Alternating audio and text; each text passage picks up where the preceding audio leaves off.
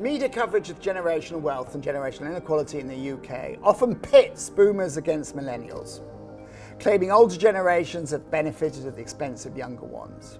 But is this true? Or is there more intergenerational solidarity than it seems?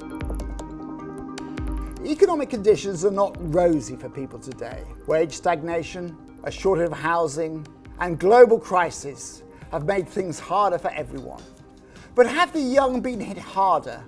The labour market is key, and lower productivity growth is a challenge, particularly in the UK. Younger generations have not seen the wage rises their parents and grandparents enjoyed. However, our study asks whether the pain of slower growth due to falling productivity is shared equally across generations, or if millennials are bearing the brunt. When looking at the distribution of income, a more accurate comparison is between 25-year-olds today with 22 or even 21-year-olds of the boomer generation. Younger generations are much more likely to have been to university, so extending their young adulthood. But their degrees aren't bringing them the same increase as income as they did for previous generations. And in addition, they have the added burden of student debt. This makes it more challenging for them, even if the intergenerational inequality at play may be less severe than is portrayed. On top of this, there have been dramatic rises in property wealth values, meaning boomers have seen an increase in the value of their homes, while many young people are locked out of property ownership altogether.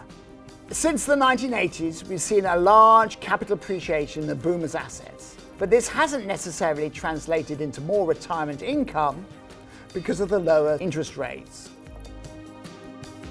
In fact, rather than selling their homes and spending the money on themselves, we found people are passing the value of their appreciated assets down to their children. Of course, there are reasons to be concerned for younger people, and the increased reliance on inherited wealth will likely see a rise in inequality within the millennial generation. But it appears that boomers are doing what they can to take out at least some of the sting out of these unequal circumstances.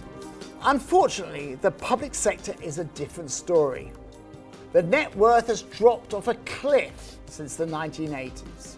And this presents a generational imbalance that negatively impacts younger people compared to what their parents experienced.